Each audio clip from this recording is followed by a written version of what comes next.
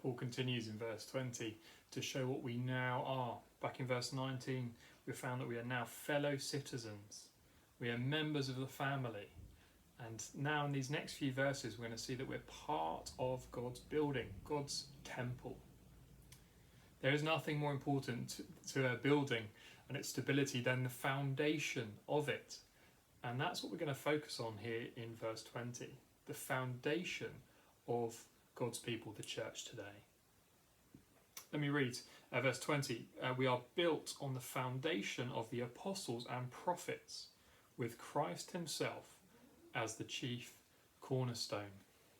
What is the foundation? What is the thing that keeps the church solid? What are we built upon? We're built upon the apostles and prophets.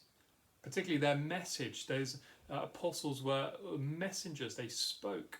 Likewise, the prophets were God's mouthpiece. Prophets could be here talking about the Old Testament prophets, or could be talking about those in the New Testament who particularly were speaking for God. Either way, what we see here is that God's people are built on the Bible, on God's words, the words of the apostles and prophets, because it's God's word and the gospel that it contains which gives us life. It is the starting point of our new life together, but not just individually, but us as a whole. That is what the church is built upon today. That continues. That is why God's word is at the center of everything we do as a church, because that is our foundation. And then he moves on though from the foundation, the kind of platform, to the cornerstone. That was a big stone that was put in the corner. It made sure everything was lined up straight. It made everything, again, was secure and as it should be. And the cornerstone is Jesus himself.